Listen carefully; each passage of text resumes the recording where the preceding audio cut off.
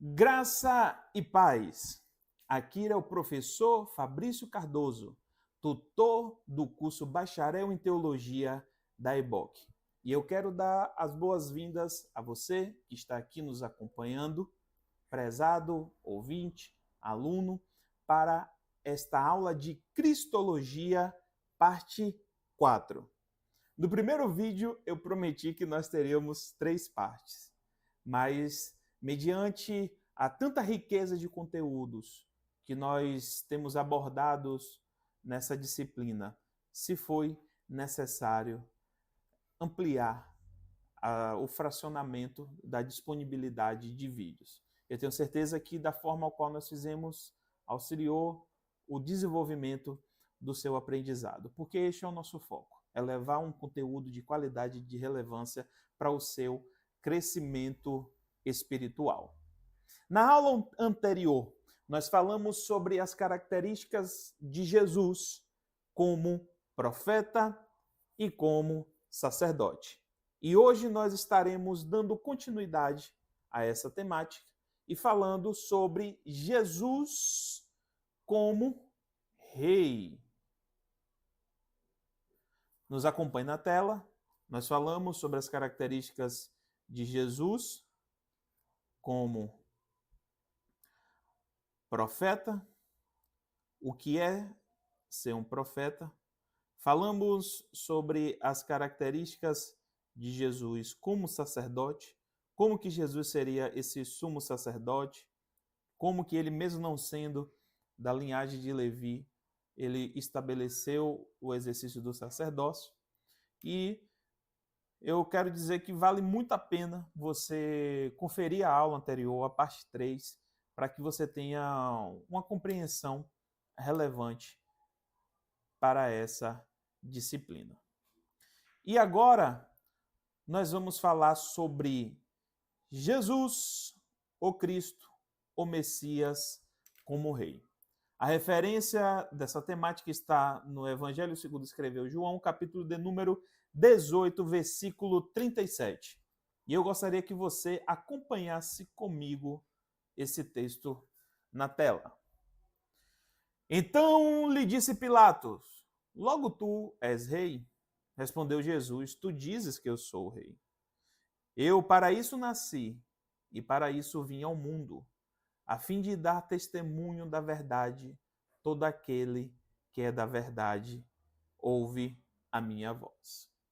Nesse diálogo de Jesus com Pilatos, ele confirma essa afirmação de que ele é rei. Jesus ele foi adorado como rei em seu nascimento. A forma como que os reis magos, dos reis e magos apareceram, os presentes que ele recebeu, aquilo ali foi uma expressão da sua divindade e do estabelecimento do seu reinado. Jesus ele entrou triunfante em Jerusalém como se fosse um rei. Após sua ressurreição, Deus o exaltou soberanamente.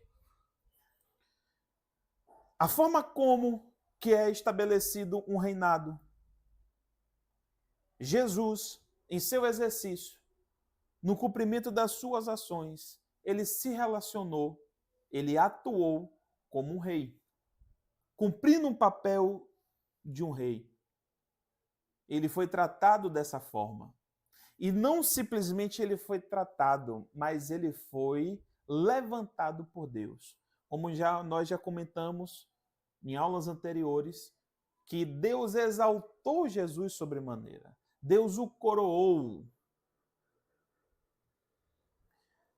Deus o coroou com honra e glória. A referência está lá em Hebreus capítulo 2, versículo de número 7. Vamos ler juntos.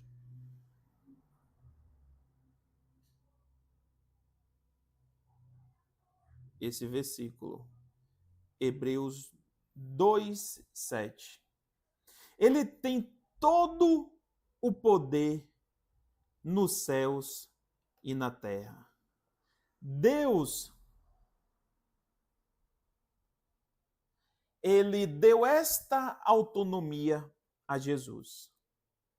Conforme está em Mateus 28:18, que diz assim: Jesus, aproximando-se-lhes, falou, dizendo: toda autoridade me foi dada no céu e na terra.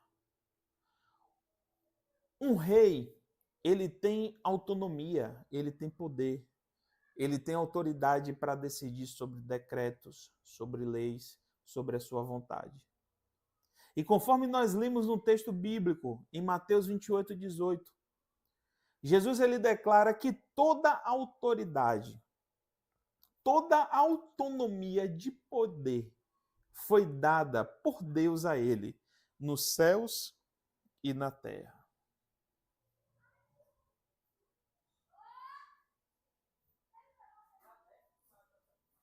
Jesus reinará com a sua igreja na eternidade. Apocalipse 24.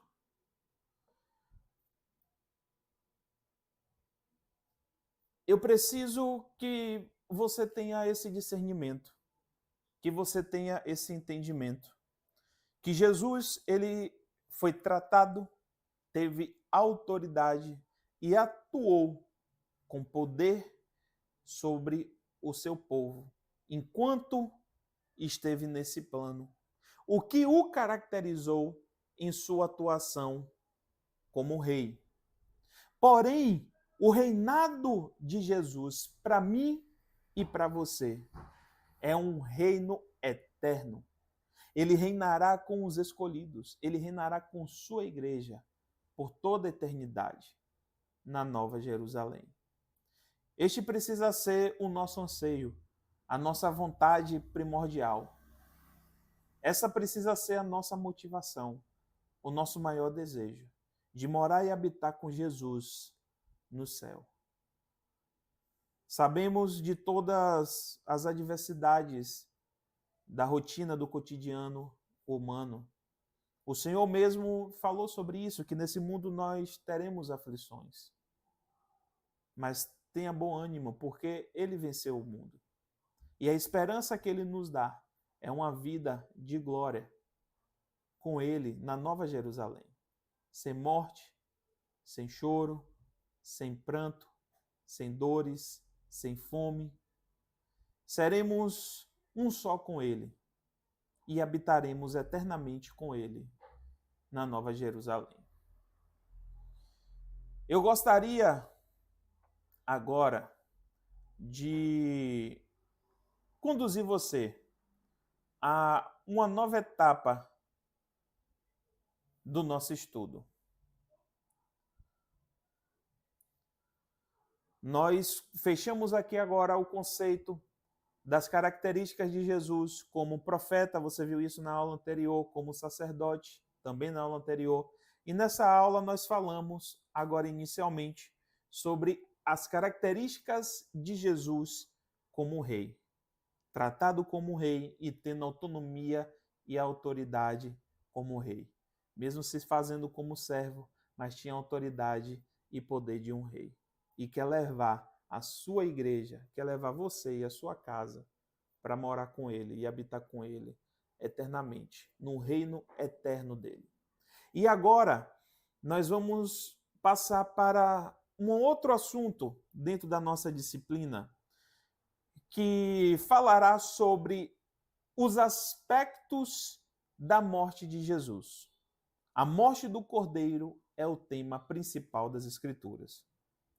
Eu falei em aulas anteriores que Jesus, ele é o foco da obra de Deus.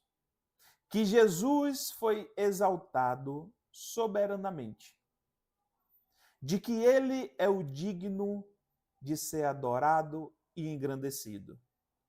Que por causa dele e para ele, todo joelho vai se dobrar, e toda língua confessará que ele é o Senhor. Jesus, ele é o digno de ser adorado e de receber toda a glória e toda a sua adoração. E nós não podemos, de maneira alguma, menosprezar a divindade e o poder de Jesus. Eu falei aqui para vocês, em outras oportunidades, que toda doutrina e todo discurso, todo escrito que diminuir a divindade de Cristo, ela é uma heresia. Tudo aquilo que limita Jesus, a sua atuação, o seu poder, se torna uma heresia. E a partir de agora, nós vamos fazer uma viagem nas Escrituras. Nós vamos passear pela Bíblia. E de maneira extraordinária, você vai ver o quanto que toda a Escritura está voltada para Jesus. Você vai ver quantas características, mesmo no Antigo Testamento, eu já falei para vocês aqui em outras aulas que esse negócio de Antigo e Novo Testamento é algo de 1227 para cá, de quando houve essa divisão. Mas, mesmo lá no Pentateuco, nos primeiros livros, vocês verão aspectos que remetem a Jesus. E eu te convido agora a prestar bastante atenção nesses tópicos, porque eu tenho certeza que tem coisas que nós vamos falar aqui que talvez você nunca tinha ouvido falar. A semente da mulher esmagaria a cabeça da serpente. Você conhece esse versículo? Que é o cenário de quando há o estabelecimento da desobediência que culmina no pecado entre Eva e Adão. E no momento que Deus flagra a situação deles, Deus decreta as consequências e as punições sobre cada um deles, sobre o homem, a mulher e a serpente. E quando Deus direciona para a mulher e a serpente, ele naquele momento fala do fruto da semente da mulher que iria ferir a cabeça da serpente. Deus estava naquele momento fazendo referência a Jesus. Jesus, o Cordeiro de Deus, naquele ato, já estava sendo anunciado. O Cordeiro de Deus, que tira o pecado do mundo, o Cordeiro de Deus, que foi entregue por mim e por você antes da fundação do mundo. Naquele momento, ele já estava sendo anunciado.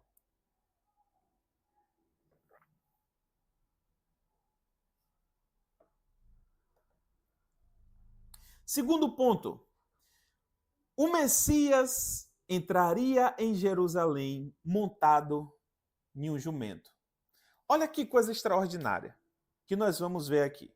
Vocês vão ver que situações que aconteceram durante a vida e o ministério de Jesus, elas foram profetizadas muitos anos antes. Algumas delas profetizadas milhares de anos, mais de 1000 anos antes da vinda de Cristo. E aí muitas pessoas falam assim, eu não confio na Bíblia. Porque foi um homem que chegou lá e editou. Porque foi um cara que já sabia de tudo, já tinha a mente mais avançada que o Google naquela época e editou. Porque teve os pais da fé da Igreja Apostólica Romana que manipulou as escrituras, né? Teve um Damasceno lá que fez isso e aquilo. Não estou duvidando da capacidade do desenvolvimento intelectual do ser humano, mas seria muito improvável que uma mente conseguisse fazer uma concordância com tantos pontos ou retirar as concordâncias e conversações de relação de tantos pontos. Nós vamos ver que a Bíblia, por si só, ela consegue explicar várias evidências e várias ocorrências. Esse fato da entrada de Jesus em Jerusalém, montado em uma jumenta, está em referência lá, segundo escreveu o profeta Isaías no capítulo de número 9, versículo 9. Acompanhe comigo. Alegra-te muito, ó filha de Sião. Exulta, ó filha de Jerusalém. Eis aí te vem o teu rei, justo e salvador, humilde, montado em jumento, no jumentinho, cria de jumenta.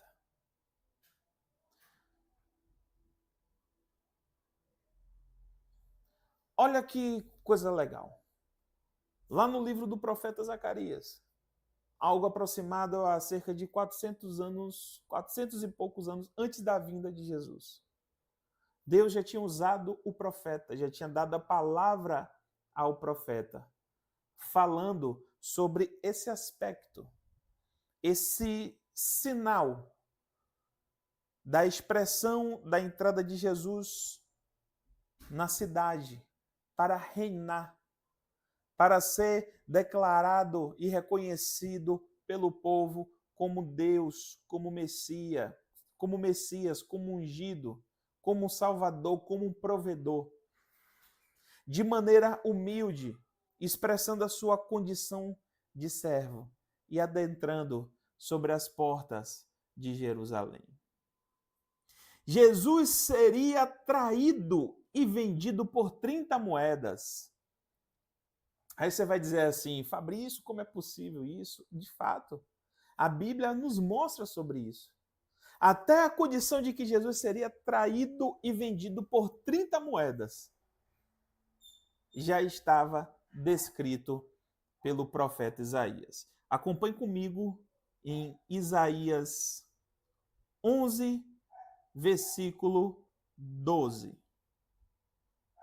Eu lhes disse, se vos parece bem, dai-me o meu salário. E se não deixai, passaram, pois, por meu salário 30 moedas de prata. Nessa referência, já fazia-se alusão sobre o valor monetário que faz a referência, Zacarias faz a referência ao salário, à condição da pessoa que merecia receber algo, mas não iria receber, que caracterizaria um processo de traição. Então, caracteriza um descumprimento, uma traição, e caracteriza também a questão do valor das 30 moedas, que foi justamente a quantidade por qual Judas trocou a Jesus, vendeu Jesus, entregou Jesus. Jesus seria abandonado pelos seus discípulos. Essa caracterização vocês também vão encontrar na referência de Zacarias. O livro de Zacarias é um livro profético, é um livro que fala das situações que aconteceriam para o futuro. Muitas das condições ali de Jesus a gente encontra nos ensinamentos do profeta Zacarias. Então, Jesus seria abandonado pelos seus discípulos. Os discípulos iriam abandonar ele. A referência está lá em Zacarias 13, versículo 7. Acompanhe comigo no quadro. Eu falei a vocês que seria um passeio de Bíblia, que é para quem gosta de Bíblia. Desperta a espada contra o meu pastor e contra o homem que é meu companheiro, diz o Senhor dos Exércitos. Fere o pastor e as ovelhas ficarão dispersas, mas volverei a mão para os pequeninos. Então, o texto mostra essa caracterização de que Jesus, na figura do pastor, do Senhor dos Exércitos, que seria ferido, que seria abandonado, que as suas ovelhas ficariam dispersas. Faz referência acerca dos apóstolos, que em determinadas condições não puderam permanecer com Jesus, não vigiaram, que após a sua morte, eles não acreditaram na ressurreição e desanimaram e se dispersaram. Então, todas as situações todas as situações que Jesus viveu, todos os pontos críticos que podem fazer relação com a possibilidade de dizer de que ele não cumpriu, de que ele não fez o papel dele, ou de que faz uma referência a algum princípio ou algum cumprimento da lei. Todos eles foram direcionados, foram escritos na Bíblia, no Antigo Testamento. Tudo que Jesus passou já havia sido preconizado, já tinha sido profetizado.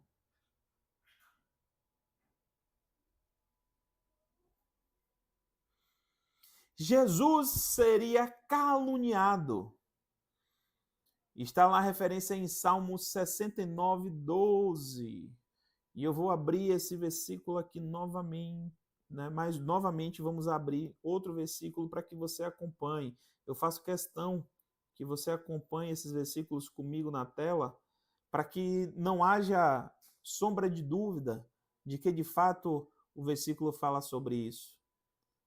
Salmos 69,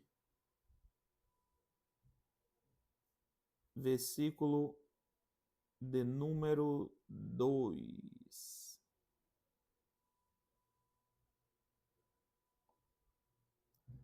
Vai aparecer aí agora para você. Tagarelaram sobre mim os que à porta se assentam, e eu sou motivo de cantigas, sou motivo para cantigas de beberrões. Então, essa expressão de tagarelar, né, que traz a indicação de falar mal. Então, Jesus seria caluniado, se levantariam mentiras contra ele. Se levantariam contra ele, haveria oposição. Houve pessoas que decidiram, que tomaram iniciativa de ir contra ele. A gente vê situações na Bíblia de quando Jesus estava pregando, de pessoas que se levantaram contra, do próprio povo ali que se incitou contra Jesus. Tudo isso que ele iria passar já estava anunciado.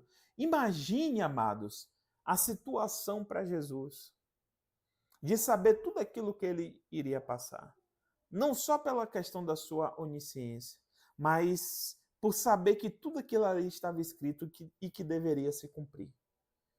Jesus, ele não veio anular o Antigo Testamento, ele veio cumprir e estabelecer uma nova aliança. O que nós estamos lendo, o que você está vendo aí na sua tela, os versículos, são indicações disso. Salmos 2:2. Acompanhe comigo este versículo na tela. Os reis da terra se levantam e os príncipes conspiram contra o Senhor e contra o seu ungido. Às vezes a gente não entende algumas coisas que estão descritas na Bíblia. Eu tenho um vídeo que está na minha lista de postagem de vídeo, que é retirando a dúvida de um aluno. E ali eu faço um pouco da exegese e da hermenêutica do texto, da dúvida dele. E uma das coisas que eu falo que é muito importante a gente estudar e se aprofundar é saber fazer o uso da hermenêutica e da exegese da maneira correta, entendendo o que é aquele texto, para quem que aquele texto foi escrito, quem escreveu aquele texto, qual foi o tempo, qual foi o contexto, o que é que foi dito antes, o que é que foi dito depois, para que você entenda a condição dele, o contexto dele, o real sentido dele. O Salmo 2:2, ele pode estar falando de uma situação que foi relacionado à experiência de um rei daquela época, mas tipologicamente, quando a gente fala tipologicamente, é porque faz referência, ele faz tipologia a Jesus. Então ele pode estar se tratando a uma situação, mas ele representar a Jesus. Ele fazer referência e alusão a outra coisa. Você pode estar tratando com uma linguagem literal para algo que aconteceu e figuradamente você linkar isso a um outro contexto. A gente pode citar o exemplo da vida de Davi, do contexto de Davi. Davi, em seu exercício, ele é tipologicamente a Jesus. As suas obras, o seu reinado, as suas ações, o perdão que prevaleceu, o não guardar rancor, o estabelecimento do reinado e do triunfo dele em seu tempo. Isso faz referência tipológica a Jesus. Assim como nós falamos aqui sobre o Cordeiro de Deus, como nós falamos aqui acerca do animal que foi sacrificado no Éden para cobrir a nudez de Adão e Eva. Então aquele animal ele faz referência figuradamente, tipologicamente, ele conversa a Jesus. Então, nós vimos a evidência no Salmo 2:2 que o fato de que se levantaria contra ele já tinha sido profetizado. Jesus seria cuspido. Está lá em Isaías 56. Eu vou abrir aqui para você esse versículo de Isaías 56, para que você acompanhe juntamente comigo. Ofereci as costas aos que me feriram as faces, aos que me arrancavam os cabelos, não escondi o rosto, aos que me afrontavam e me cuspiam. Amados, isso aqui é extraordinário. É muito cativante.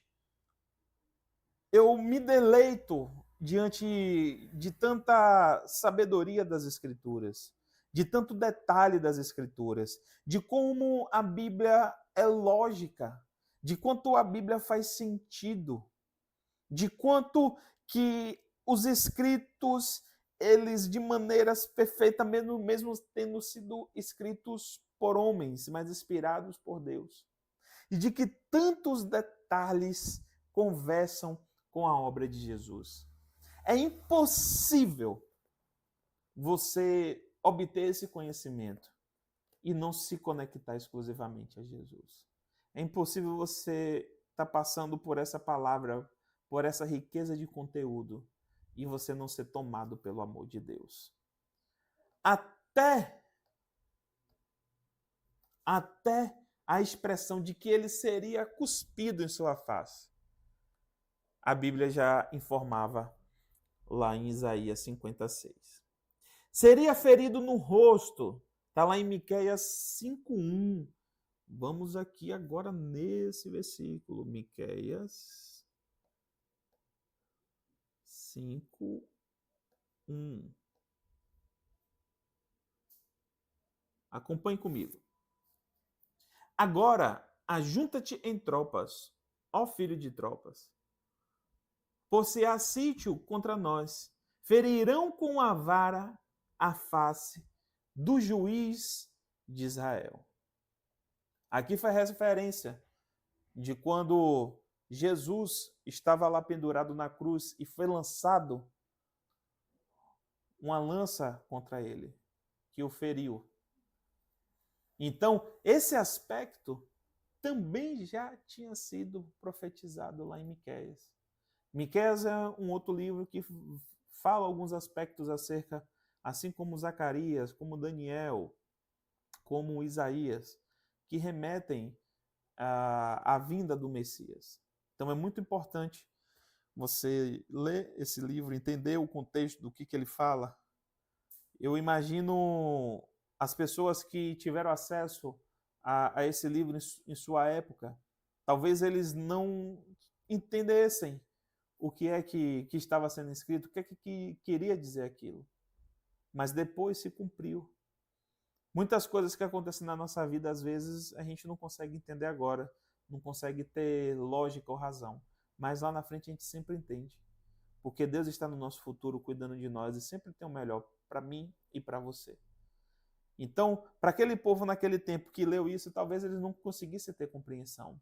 Mas tudo ali era um cumprimento da perfeição de Deus, da perfeição do Senhor. Sua face ficaria transfigurada.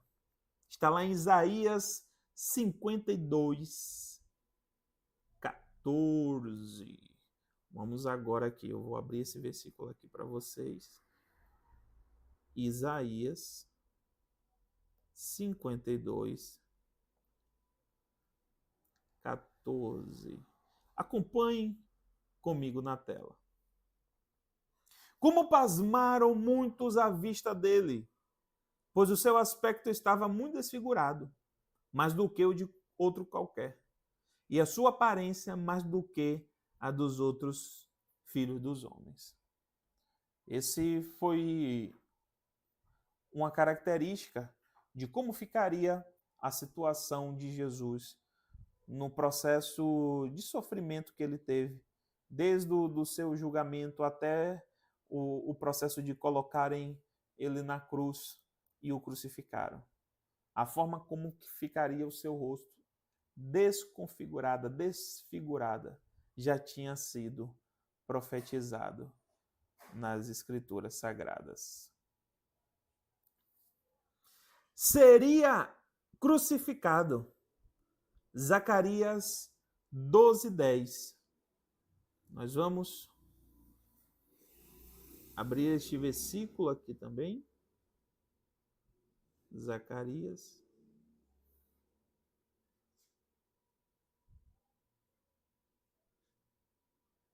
12:10.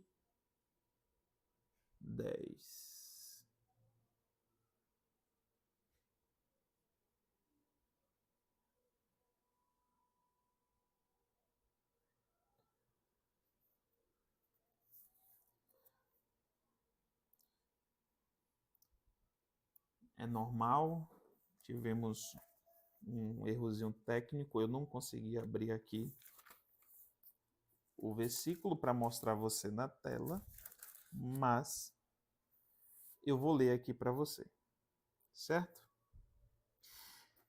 Zacarias 12:10 diz assim: Mas sobre a casa de Davi e sobre os habitantes de Jerusalém, derramarei o espírito de graça e de súplicas.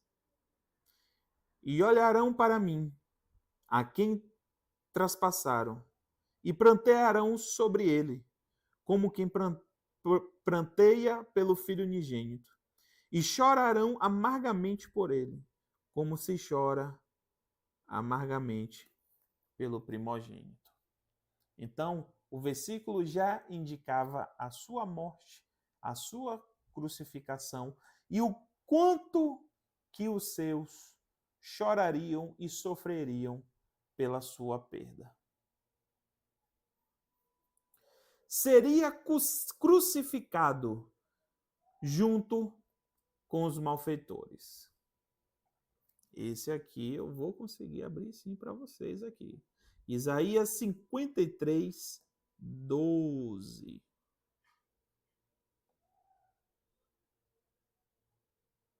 Confira comigo aí na tela.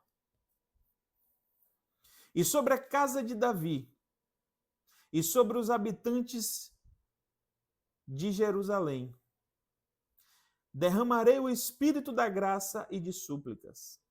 Olharão para aquele a quem transpassaram. Plantá-lo-ão com quem planteia com o unigênito, e chorarão por ele como se chora amargamente pelo primogênito.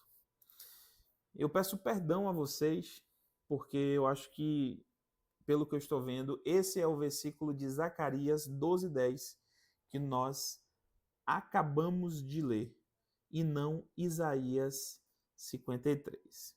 São falhas técnicas na hora da produção do versículo. Peço perdão a todos vocês, mas estarei abrindo aqui essa referência para que vocês possam acompanhar a leitura. Isaías 53.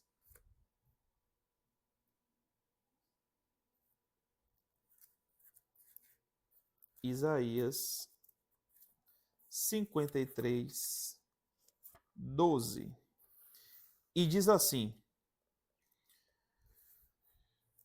por isso lhe darei a parte de muitos, e com os poderosos repartirá ele o despojo, porquanto derramou a sua alma na morte, e foi contado com os transgressores, mas ele levou sobre si o pecado de muitos, e intercedeu pelos transgressores.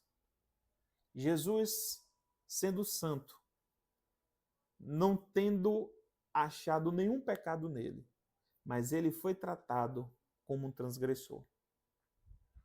Impedido a sua circulação, perseguido pelo único fato de estar levando a verdade de Deus. Ele estava ali, dando a vida dele por aqueles que o maltrataram, por aqueles que pecaram.